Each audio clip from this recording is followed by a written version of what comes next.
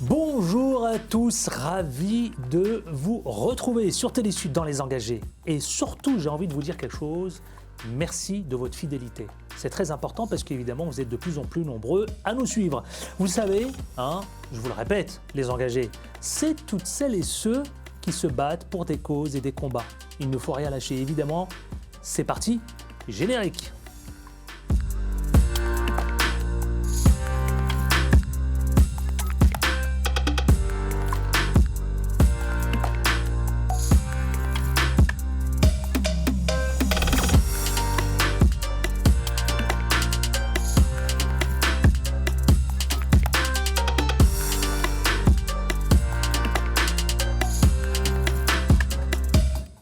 Et dans Les Engagés, notre invitée aujourd'hui, c'est une femme de combat. Elle s'appelle Christelle Cotard, c'est la présidente d'Ella France. Elle est avec nous.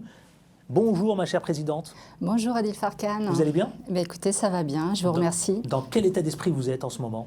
Écoutez, je suis ravie d'avoir été invitée dans votre émission et ça me fait un grand plaisir de pouvoir discuter de l'association Ella avec vous. On va partager beaucoup de choses ensemble ici dans Les Engagés, vous le savez, parce que Ella, c'est une association qui aujourd'hui désormais va porter 30 ans de combat. Que le temps file, j'ai envie de vous dire, Madame la Présidente. Oui, il file, mais c'est pas fini. Il y a eu beaucoup de choses de faites pendant ces 30 ans, mais il faut continuer encore. Donc, vous savez quoi, Madame la Présidente, Madame Christelle Cotard, nous allons en parler ici. On a décidé dans Les Engagés de consacrer évidemment, de raconter un petit peu les 30 ans de combat, de cause concernant Ella. C'est parti tout de suite avec ce que je vous propose d'ores et déjà pour démarrer notre émission. Ça s'appelle l'actu d'Ella. C'est parti, jingle.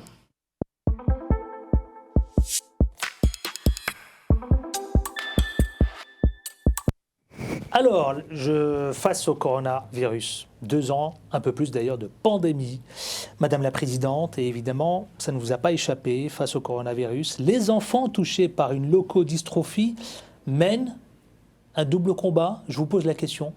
Oui, tout à fait. Un double combat parce que il mène un premier combat en luttant contre cette maladie, la leukodystrophie, qui est très difficile au quotidien pour les enfants et pour les familles.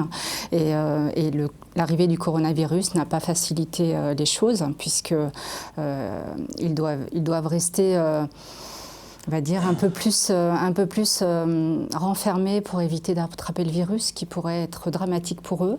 Donc c'est un double combat depuis 2 ans et c'est pas facile. Donc on essaie. Ça sera vu comment d'ailleurs pour Ella, vous-même en tant que présidente, vous avez décidé durant la pandémie d'accompagner les familles sous quelle forme finalement ?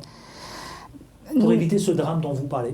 Nous les accompagnons en étant toujours à leur disposition, de façon à répondre à leurs questions, à leurs angoisses.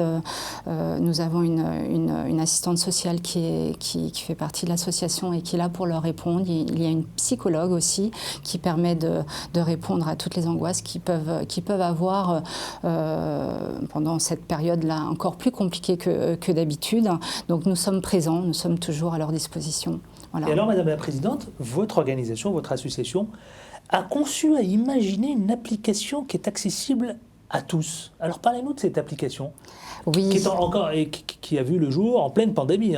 Exactement, c'est l'application Mété-Basket. C'est une application connectée, en fait, qui a été mise en place par Ella International et qui permet de compter ses pas. Avec l'application. Nous avons des opérations qui ont pour but de marcher, de faire le maximum de pas.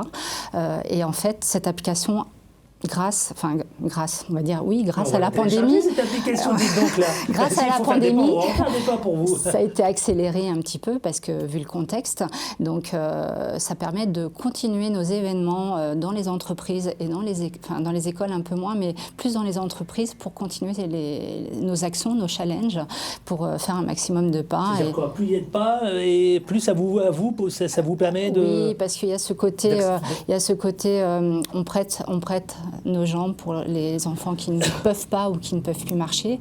Et puis sur un second plan, qui est tout aussi important d'ailleurs, un pas équivaut à 1 centime d'euro. Voilà. Donc ça veut dire qu'il faut en faire un maximum. Voilà. Bon, les amis téléspectateurs, vous savez ce qu'il vous reste à faire, hein, j'ai envie de vous dire. Hein. Moi-même, je vais y mettre. Vous savez quoi, j'ignorais évidemment que un pas, c'était 1 centime. Ça représente beaucoup hein, à l'arrivée. Ça représente beaucoup. Alors après, évidemment, ça peut être transformé d'une autre façon, faire un don, voilà, vous donnez ce que vous voulez, mais voilà, c'est quelque chose de symbolique. Hein. Dernier point concernant l'actualité dès là, chaque semaine, j'ai vu un chiffre, hein, c'est beaucoup, hein, chaque semaine en France, Madame la Présidente, 3 à 6 enfants naissent atteints de cette maladie. En Europe, c'est 20 à 40. Tout à fait. C'est beaucoup, non? C'est beaucoup, mais ça reste quand même dans le cadre des maladies rares, donc pas suffisamment pour que le côté scientifique, le côté recherche soit vraiment impliqué dans ce combat contre les leucodystrophies. C'est pour ça que nous sommes là d'ailleurs. Eh ben, nous sommes là aussi pour mieux vous connaître aussi hein, également. Écoutez, avec plaisir, je vais vous dévoiler voilà, le pourquoi je suis là et mon engagement en fait. Absolument, nous allons tenter de mieux vous connaître, vous, sous la forme d'un portrait vous concernant vous, Madame la Présidente Christelle Cotard. C'est parti, jingle.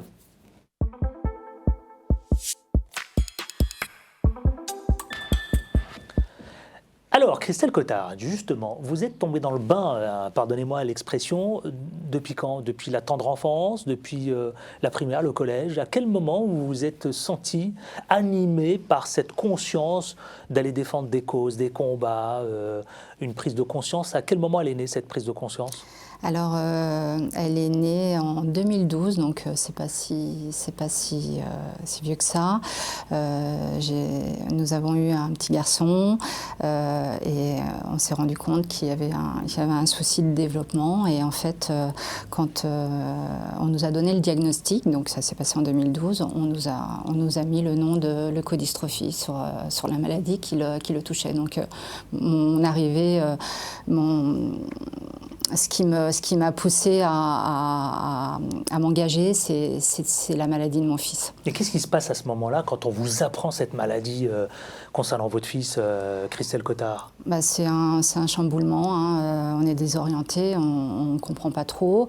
Au départ, on n'a pas de diagnostic tout de suite parce que c'est un petit peu long, hein. La recherche est un petit peu longue. Donc on se dit peut-être que notre enfant ne marchera pas, donc c'est difficile à encaisser.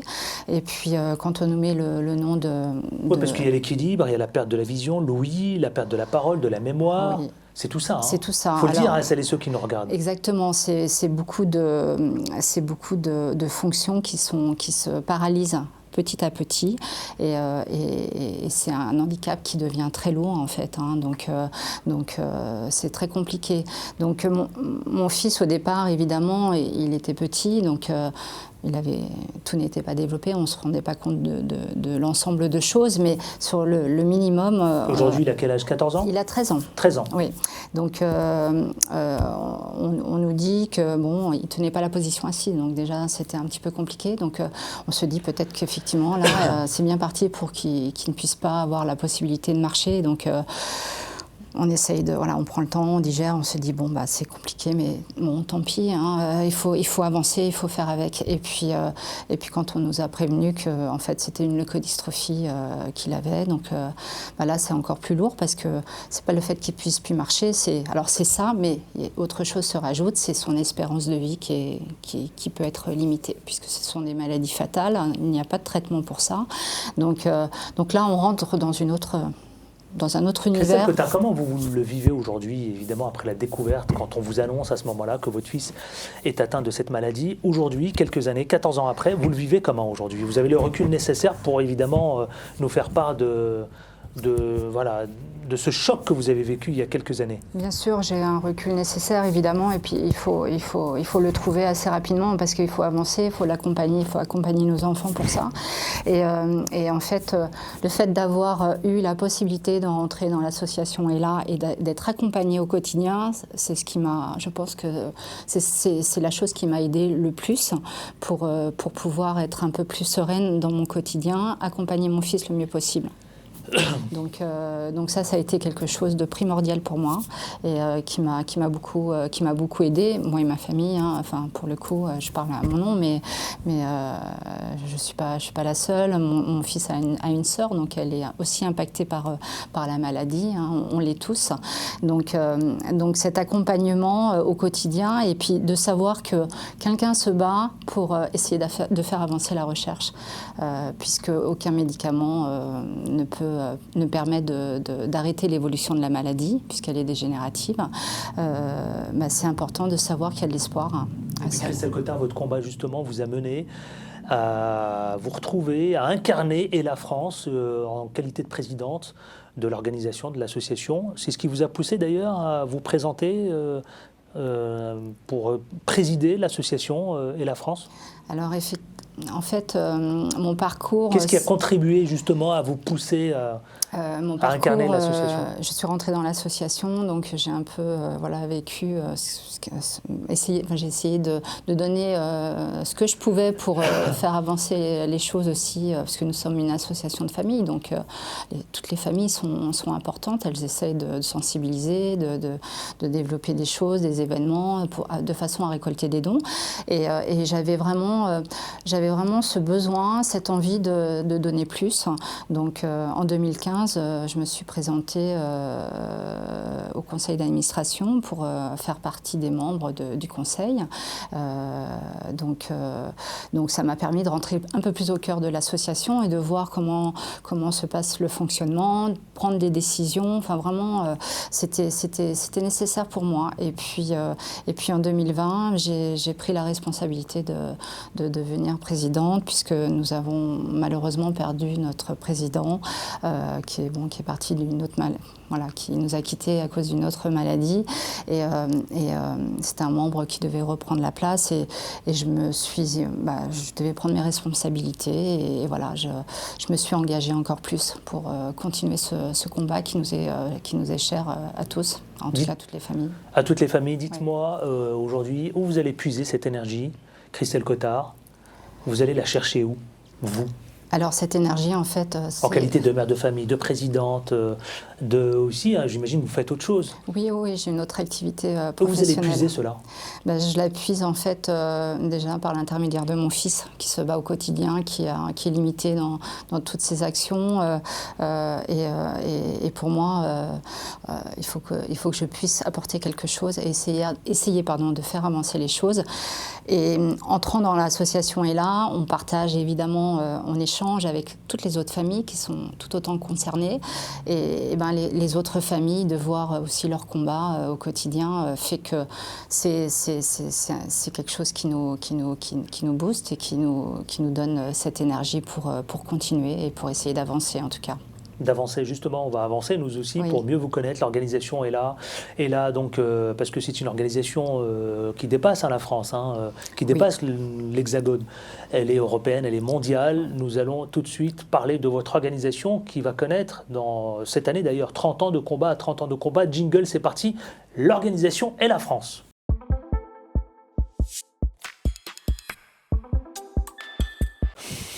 Madame la Présidente, dites-moi, la leucodystrophie, c'est quoi au juste avant de parler de votre association qui a 30 ans aujourd'hui? Alors la leucodystrophie, c'est une maladie neurodégénérative qui touche, c'est une maladie rare, orpheline, qui touche le système nerveux et particulièrement la myéline, qui est la substance blanche qui recouvre le système nerveux. C'est l'équivalent d'un câble électrique en fait. Voilà. Et donc cette myéline est affectée, ce qui empêche la bonne conduction de l'influx nerveux et qui paralyse en fait progressivement les fonctions vitales. Donc les fonctions vitales, justement, cette maladie entraîne progressivement la perte, vous m'arrêtez si c'est évidemment, je m'inscris, des fonctions mentales, motrices, la vue, l'ouïe, la mémoire, la locomotion, etc., etc. Oui, tout à fait. Jusqu'à très souvent entraîner la mort. Entraîner la mort? Oui. Quand vous dites entraîner la mort, la durée de vie pour cette maladie? C'est très variable en fait, ça peut aller très vite. C'est-à-dire que... C'est foudroyant. Ça peut être foudroyant, ça peut être 1 an, 2 ans, ou alors ça peut mettre un petit peu plus de temps. Tout dépend de la forme, de leucodystrophie. Il y en a qui sont sévères, il y en a d'autres modérées, d'autres plus légères, et voilà, c'est ça qui fait l'évolution rapide de la maladie ou pas. Alors pour mieux connaître, même si vous nous l'avez expliqué, on va regarder cette maladie aujourd'hui, comment d'ailleurs elle s'explique et sous quelle forme, enfin comment elle atteint notre système nerveux. Ce que je vous propose, Madame la Présidente, c'est de proposer à notre téléspectateur qui nous regarde justement de mieux comprendre la mécanique de ce système et qui nous explique aujourd'hui un petit peu cette maladie. Regardons cela. Comme Nathan, 3 à 6 enfants naissent chaque semaine en France avec une leucodystrophie. La faute à pas de chance. Quand tout va bien, les ordres donnés par le cerveau et la moelle épinière, ici en orange, sont transportés par des cellules nerveuses partout dans le corps. Quand le cerveau ordonne à la main d'attraper un objet, la main l'attrape. Quand il dit aux jambes de marcher, la personne avance. Ces cellules super puissantes, ce sont des neurones. Ils transmettent les informations sous forme de signaux électriques qui se déplacent ici en bleu. Pour cela, ils ont besoin de la myéline, la substance qui entoure les bras de ces neurones. La myéline est composée de plusieurs couches de graisse serrées les unes contre les autres. Dans le cas des leucodystrophies, à cause d'une anomalie génétique, la myéline est grignotée par d'autres cellules. Selon la zone détruite, l'influx nerveux ne passe plus, l'ordre n'arrive plus jusqu'à la main, l'œil, la jambe ou l'oreille, et le malade ne peut plus bouger, voir ou entendre. Progressivement, son corps entier se retrouve paralysé.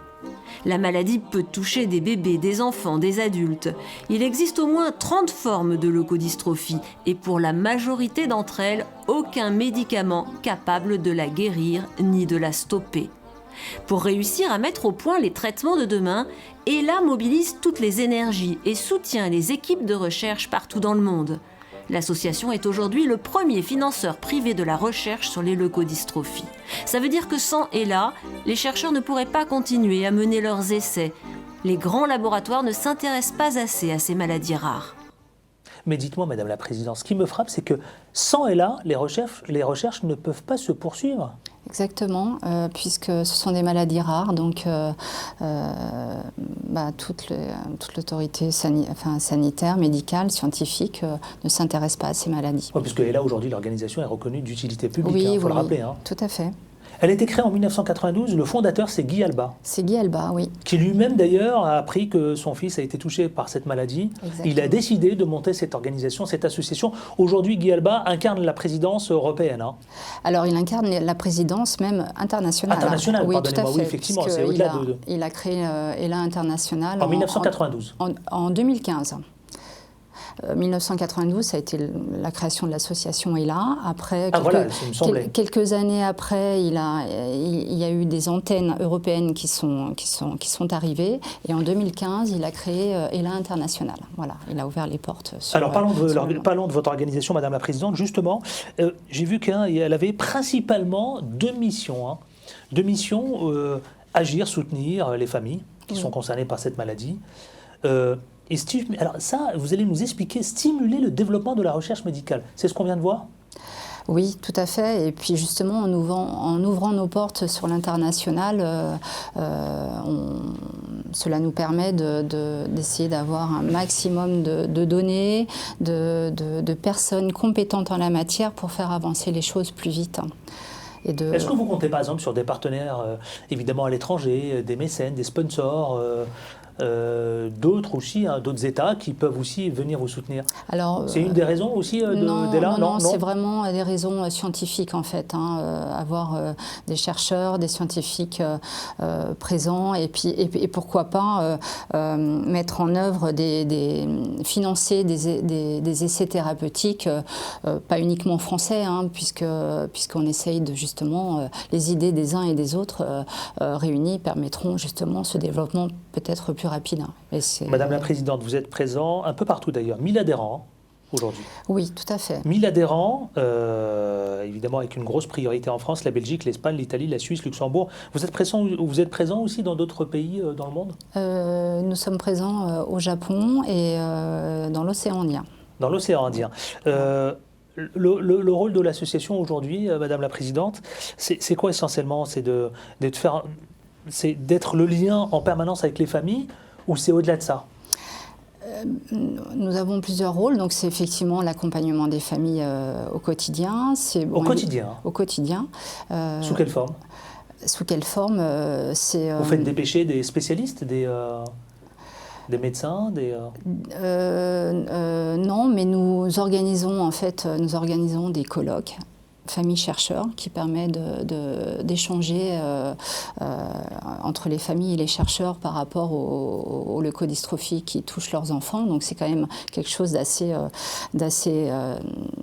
important pour les familles d'avoir un scientifique qui permet de transmettre l'évolution de certains essais. Et puis c'est du financement aussi, de matériel, d'installation. Vous êtes doté de combien de moyens aujourd'hui financiers, Christelle Cottard? Alors, depuis la création d'ELA, nous avons mis 13,5 millions d'euros pour l'accompagnement des familles. Donc, pas encore atteint, il faut le dire. Ça c'est déjà un budget qui a été donné pour les familles à tout niveau, les moments de répit, le financement pour l'aménagement du domicile, l'achat de matériel, etc., les accompagnements. Donc ça c'est vraiment un budget qui est énorme, qui est alloué pour les familles. Donc notre deuxième mission, donc évidemment, c'est la recherche. Essayer de faire avancer la recherche au mieux, la soutenir en tout cas. Donc il y a un financement énorme et qui est continu depuis 1992. Nous avons investi 47,6 millions pour la recherche, ce qui correspond à 550 programmes à peu près pour des essais, pour des études, etc. Madame la Présidente, l'association, c'est 30 ans aujourd'hui, 30 oui. ans de beaux combats d'ailleurs. Ce que je vous propose, c'est d'ailleurs de découvrir cette vidéo qui plante assez bien le décor de ELA, et on revient justement parler de ces 30 ans. Regardons cela. Mobilisation générale, mobilisation des parrains sportifs, artistes, écrivains et bien sûr des chercheurs dans leurs laboratoires, des médecins, des infirmières, des éducateurs, des rééducateurs. Toutes ces personnes de cœur forment la grande famille d'ELA, celle où chacun peut faire quelque chose pour être utile à la recherche et aux familles aussi longtemps qu'il le faudra jusqu'à vaincre la maladie. Rejoignez la plus belle équipe du monde, celle qui veut battre les leucodystrophies. Participez à Mets tes baskets et bats la maladie. Je compte sur vous.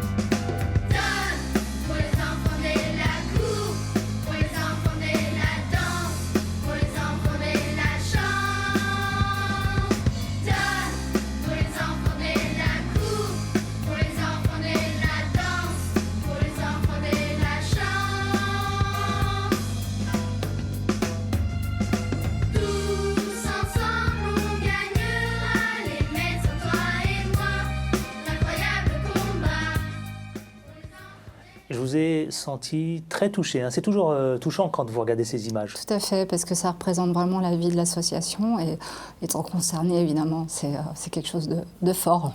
Ouais. On garde toujours une note d'espoir. Bien sûr. En permanence. Tout à fait. Tout à fait. Madame la Présidente, 30 ans d'ELA, 30 ans de combat, ça veut dire quoi aujourd'hui ? Ça veut dire que beaucoup d'avancées se sont passées pendant ces 30 ans, mais malheureusement, tout ce qui correspond à la recherche, c'est très long, et je pense que tout le monde le sait, vivant ce qui se passe avec la pandémie. Mais en tout cas, c'est pas fini. C'est pas fini. Il faut continuer notre combat, puisqu'il y a eu de belles avancées qui ont été annoncées l'année dernière au mois de juillet par l'Agence européenne du médicament concernant un nouveau médicament innovant vaccin contre une leucodystrophie qui pourra être distribué, enfin mis sur le marché européen. Ah ben voilà une nouvelle quand même Donc ça, c'est une super nouvelle. Qui nous conforte, non? Voilà, qui vous conforte, vous. Absolument. Bon, après, le médicament ne sera pas distribué tout de suite puisque le laboratoire qui était censé le fabriquer a fermé ses portes en Europe. Donc voilà, on se retrouve confronté à un autre problème. Mais bon, en tout cas... un problème ou un combat. Ou un autre combat, qu'il faut solutionner. Effectivement, ouais. Tout à fait. Donc ça, c'est quand même une belle nouvelle par rapport à l'investissement que l'association a pu mettre depuis toutes ces années. Ça veut dire qu'on y arrive. Maintenant, ça concerne une leucodystrophie. Ça veut dire qu'il y en a plein d'autres derrière. Et il faut continuer pour essayer de trouver aussi des traitements pour les autres leucodystrophies. Voilà, donc le combat continue. Le combat continue, oui. 30 ans, oui, mais le combat continue. Exactement. N'est-ce pas, Madame la Présidente? Dites-moi, dernier point avant de rendre l'antenne. Beaucoup de personnalités se mobilisent, notamment pour l'association et là pour votre organisation. On a vu Zinedine Zidane, qui est un membre d'honneur d'ailleurs. Il continue toujours à être actif auprès de vous. Tout à fait. Il est toujours présent depuis ces nombreuses années et c'est quelque chose d'impactant. C'est important pour vous? C'est important, tout à fait. Ça a beaucoup déjà son image. C'est l'icône. C'est l'icône. Donc forcément, ça a quand même permis à l'association d'être peut-être de sortir un peu la tête de l'eau. Il a de l'importance, ça permet aussi d'ouvrir des portes, je pense. Ça draine du monde derrière, d'autres personnalités? Ça ramène du monde, et puis bon, il y a tous les autres parrains aussi à côté qui s'engagent pour Ella, c'est un engagement de cœur, et je pense que voilà, tout ça rassemblé, c'est une force supplémentaire. Madame la Présidente, c'est important pour vous, ces stars, ces vedettes, ces personnalités qui sont à vos côtés pour accompagner là, c'est important? Bien sûr, oui. Bien sûr, puisqu'ils sont sensibilisés à notre belle cause. Ils se mettent à notre disposition à des moments importants et je pense que c'est nécessaire. Madame la Présidente, qu'est-ce que vous avez envie de dire pour le mot de la fin à celles et ceux qui vous regardent? Écoutez, moi j'ai envie de dire que pour ces 30 ans, il faut mobiliser encore plus de monde, il faut sensibiliser plus de monde et puis on attend évidemment le soutien de tous au niveau des dons pour pouvoir continuer nos missions parce que c'est la générosité des gens qui permet que nos missions soient faites dans toute leur intégralité, on va dire, pour les familles, pour la recherche, parce que sans vous, en fait, on ne pourrait pas accomplir et réaliser nos objectifs. J'ai envie de vous dire deux choses, Madame la Présidente, Christelle Cotard. Bravo. Merci. Et ne lâchez rien. C'est un peu notre devise ici. C'est voilà, l'équipe, en tout cas, je parle au nom évidemment, toute l'équipe est là, puisque je ne suis pas seule, et les équipes sont vraiment motivées, et il y a un bel investissement qui se fait depuis toutes ces années, et ça, c'est quelque chose de fort aussi. Donc, les équipes et les familles, et voilà, merci. Merci Christelle Cotard, une femme de combat, vous l'aurez compris évidemment. Un combat qui se poursuit, 30 ans oui, mais elle vient de nous le dire, 30 ans encore peut-être certainement, mais le combat continue, on l'aura compris, la présidente d'Ella France, Madame la Présidente, à très bientôt. Au revoir. À bientôt. Merci de votre fidélité, restez fidèles à Télésud, évidemment, bien sûr on se retrouve très vite pour un autre invité, un autre engagement, une autre cause, ici même, dans Les Engagés.